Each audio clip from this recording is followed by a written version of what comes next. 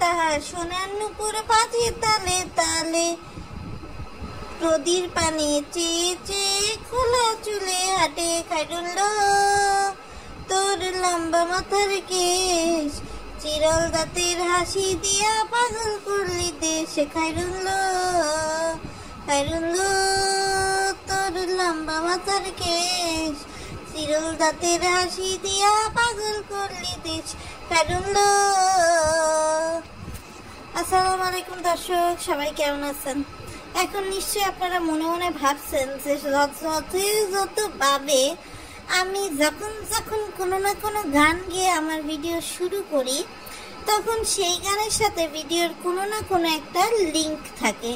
কিন্তু আজকে এই যে আমি গলা খুলে খাইরুল্লো তোর লম্বা মাথার কেশ গাওয়া শুরু করলাম, এটা কি করে আমার ভিডিওর সাথে রিলেটেড?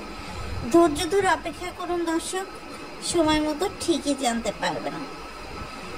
দর্শক, আজকে কথা বলবো প্রতিবন্ধী বিল্লালকে নিয়ে। প্রতিবন্ধীরা দেশ ও দশের সম্পদ, কিন্তু যে সকল বুদ্ধি প্রতিবন্ধীরা দর্শক ব্রেন খাটাতে চায় না, তাদেরকে নিয়ে দর্শক আর কি বলবো। আমি কখনো আমার ভিডিওতে বিল্লালকে কিন্তু ছোট করে কখনোই কথা বলিনি, কিন্তু আজকে যখন বিল্লালের ভিডিওতে আমি দেখলাম যে সে রোস্টারদেরকে অনেকভাবে খারাপ কথা বললো, অনেক কিছু বোঝাতে চাইলো, তখন আসলে না বলে পারলাম না। একটা কথা আছে না, পিপিলিকার পাখার গজায় মরিবার তালে। এখন বিল্লাল একটু ভিডিও টিডিও দিয়ে টাকা পয়সা পাইছে দেখে আকাশে উঠতেছে, নিজেকে সে বাপ্পি তিশার সাথে তুলনা দেওয়া শুরু করছে। আরে তুই তো মাছি, তোকে তো পায়ের তলায় পদদলিত করলেই তোর কোনো খবর থাকবে না। বাপ্পি তিশা রুই কাতলা, তুই তো চাইলেও ওদেরকে ছুতে পারবি না। দেখেন দর্শক, এই বস্তিটা হঠাৎ করে নিজেকে যে কি মনে করে, বস্তিটা নিজের বোনের কেলেঙ্কারি লুকানোর জন্য বলে কি তার বোন তার কাছে আছে। আরে ভাই, তোরা ব্যাপারী পরিবার এত খারাপ, জঘন্য, নগণ্য, তোরা বাচ্চার ডেলিভারি পর্যন্ত ক্যামেরা ধরে রাখোস, তোরা বাচ্চাকে বুকের দুধ খাওয়ানো পর্যন্ত ক্যামেরা ধরে রাখোস, হোটেলে তোর ছোট ভাই আর মিম রাত কাটাতে গেলে দরজা বন্ধ হওয়া পর্যন্ত ক্যামেরা ধরে রাখোস, শাড়ির পিন খোলা পর্যন্ত ক্যামেরা ধরে রাখোস। তোর বোন তোর কাছে থাকলে সুস্থ হোক অসুস্থ হোক তুই দেখাতি না? তুই অবশ্যই দেখাতি। তুই নিজে তোর বোনকে এই ব্যবসায় লেলিয়ে দিয়ে এখন তুই আবার ভাবলাস যে দৌলদিয়া পাটুরিয়া কি তুই জানোস না? অবশ্য তোর মতো মূর্খের বাচ্চা মূর্খ তো জানার কথাও না। তুই আর কয়টা খবর দেখোস আর কি করিস ক? তুই মনে করস যে একটু রোস্টারদেরকে ঝাড় দিয়া দিয়ে আজে বাজে কথা কই আমার চ্যানেলটা একেবারে হাইপে উঠে যাব। তুই হালার পুতে এতদিন ধইরা লাইমলাইটে আসতে পারস না, এখন তুই নতুন ধান্দা খুঁজছিস তাই না? তোর ভাই বাবু তোগো বাড়ির একটা খোঁজ নেয় না, তোর মা আয়াগিরি করে ঢাকা মেডিকেলে, তুই করসটা কি? খালি শুক্রবার দিন গরুর মাংস, ইলিশ মাছ এগুলো খাইতে চাস, ইনকামটা আসবে কোথা থেকে? ওই চায়ের দোকানে চা বানাইয়া তুমি খাবা না কি? তোমার ব্যবসা কি? তুমি চাকরি করোটা কি? সামনে এসে বলো, কি বলতে পারবা না? তো তুমি তো তোমার বোনটাকে লেলায় দিছো যে সে যেন মিমের মতো ভিগো লাইফ করে টাকা পয়সা ইনকাম করে। এখন যখন শারমিনের জীবনটা একটু নষ্ট হয়ে গেছে, তখন শারমিন যখন একটা বিপথে চলে গেছে, এখন তুমি এসে সিম্পেথি দেখাও, এখন তুমি এসে রোস্টারদের ধরো যে রোস্টাররা নিজে দৌলদিয়া পাটুরিয়া গেছে। ওরে আমার ধোয়া তুলসী পাতা রে! আর তুই কি কইছস ভাই? তুই কইছস যে বাপ্পি তিশা ভালো হয়েছে, লোকের কথা শোনো না। বাপ্পি তিশা কই, তুই কোথায়? তোরে তো বাপ্পি তিশা রেকগনাইজ করে না। আবার তুই পাঙ্গা নিয়ে কস কি যে তোদের আত্মীয় স্বজন বাদাম উৎপাদন করে কিন্তু তোকে দেয় না? তোকে কি ওরা গোনায় ধরে যে তোকে দিবে? খুকি দুই বেলায় গরিবের গোস্ত থেকে তোরা এক ভাগ গোস্ত দিছে দেখিয়া কি তুই মানে কি মনে করছিস নিজেরে? সাথে কি বাবু তোদের ত্যাগ করছে? আর যদি শারমিন তোর সাথে তোর বাড়িতেই থাকতো তাহলে তুই দেখাতি, শারমিনের চেহারা না দেখাইতি, দূর থেকে দেখাইতি, সেই সাহস আছে? নাই। তোর বন্ধু রাজ নিজে ইনায় বিনায় সিনায় দেখাচ্ছে। শারমিনের অত টাইম নাই। শারমিনের তখনও টাইম ছিল না যখন বাবুরও চ্যানেল ছিল, শারমিনেরও চ্যানেল ছিল, যে ভিডিও দেবে কি দেবে না। তেমন শারমিনের ওই টাইমও নাই যে তুই চ্যানেলে ভিডিও দেবে দেখে ও দেবে না, এরকম কোনো কিছু। সুতরাং ভেবে চিন্তা কথা বলিস। আমরা কি বলতে গেছি যে তোর বউয়ের চেহারা একরকম, তোর চেহারা একরকম, তুই একটা থ্যালাসেমিয়া রোগীর বাচ্চা কাচ্চা কখনো সুস্থ হইতে পারে না, এটা সবাই জানে, ডাক্তাররা জানে। কি করে তোর শারাফাত শারিফার মতো 2টা বাচ্চা, সুস্থ বাচ্চা পয়দা করছিস? নাকি তুইও গিয়ে ওই যে দৌলদিয়া পাটুরিয়া থেকে লই আইছিস? কত তোর অত্যাচারেই তো শারমিন এই অবৈধ জীবনযাপনটা বেছে নিছে। তোর মতো একটা বড় ভাই থাকতে দরকার হলে রিক্সা চালায় খাওয়াবি, কিন্তু তোর কি, তুই হচ্ছে বৈশা জায়গায় বৈশা তুই হচ্ছে মানে খাইতে চাস, গরুর মাংস খাবি, ইলিশ মাছ খাবি, এই খাবি সেই খাবি, তো ইনকাম তো করতে হবে, তাই না? তো যাই হোক বিল্লাল, নেক্সট টাইম কথা বলার আগে ভেবে চিন্তে কথা বলবা। রোস্টাররা খারাপ ঠিক আছে, তোমরা রোস্টারদের মতো কাজ করো দেখে রোস্টাররা তোমাদের নিয়ে বলে। আর খুব বড় গলায় গলাবাজি করে বললে না যে রোস্টাররা নিজের ফ্যামিলি নিয়ে ব্লগ বানায়, আমরা তোদের মতো সস্তা না যে তোদের মতো আমাদের লাইফটা আমরা সবার সামনে দেখাই দিব। আমাদের নিজস্ব একটা প্রাইভেসি আছে, 2 টাকা কামানোর জন্য আমরা নিজেদের প্রাইভেসি লাইফটা নষ্ট করি না। আর অবশ্যই আমরা রোস্টাররা কথা বলবো, এটা আমাদের অধিকার বলা। কেননা তোমরা সমাজে অকর্ম কাজ করে যাবা, আমরা কিছু বলতে পারবো না? অবশ্যই বলতে পারবো। এই জন্য আজকে তোর প্রশ্নের উত্তর আমি এটা দিলাম, পারলে তুই আমার প্রশ্নের উত্তরগুলো দিয়ে যাইস। এবার দর্শক চলে আসি অন্য কথায়, সেটা হচ্ছে সাবিনার একটা স্ক্রিপ্টের নাটক আমি দেখছিলাম দর্শক।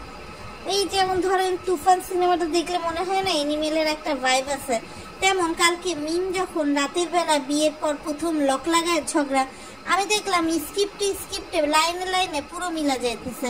আমার স্পষ্ট মনে আছে সাবিনা যখন প্রথম দিকে পুয়াতি হইলো, রাত জায়গা সে আরিফের অপেক্ষা করতেছিল, আরিফ আসলো, সে এরকমই একটা নাটক করছিল যে তুমি বিয়ের পর একটা খোঁজ নাও না, আমি শপিংয়ে যাব, টাকা দাও না, আমাকে ফোন দাও না, কেন করো না, নাই করো না। তো আমি দেখতেছি মিম একই রাস্তায় হাঁটতেছে। এখন মিম যে কেন দর্শক একই রাস্তায় হাঁটতেছে এটা আসলে আমার মাথার উপর দিয়ে যাচ্ছে। মিম কিন্তু চাইলে একটু অন্য রাস্তায় হাঁটতে পারে, কেননা মিমের সে স্কোপ, মিমের সেই সুযোগটা আছে, কিন্তু সামান্য ভিউ বাড়ানোর জন্য মিমকে ঠিক সাবিনার পথেই হাঁটতে হচ্ছে। প্রথমে সে তানজিলার মতো কুরকুরানি করা শুরু করলো, বাবু তার গালের সাথে গাল টিপে দুধ টিপে এইসব করে হচ্ছে ভিউ বাড়ানোর চেষ্টা করলো। যখন দেখলো যে না সুবিধা করতে পারে না, তখন কিন্তু সাবিনার স্ক্রিপ্টে তারা নাটক করা শুরু করলো। এদিকে দেখলাম মরিয়ম একটা বেগুনি রঙের শাড়ি পিন্দাইয়া পেঁচাইয়া নিচে খুব স্টাইল করে হাঁটাহাঁটি করতেছে। আবার দেখলাম একজন কমেন্ট করছে মাটা কত বড় হয়ে গেল। আরে ভাই, মরিয়ম তো অনেক আগেই বাল পাকনা পাকছে, আপনি কি তারে আজকে দেখছেন পাকতে? আমি কিন্তু তারে বহুত আগে দেখছি পাকতে। সে হচ্ছে ইচ্ছে পাকা হয়ে গেছে, কেননা আরিফ আর সাবিনা যখন বাচ্চা উৎপাদন করছে তখন কিন্তু তাদের রুমে কোনো পার্টিশন ছিল না। সেই পার্টিশনহীন রুমে মরিয়ম কিন্তু শিখছে সবই।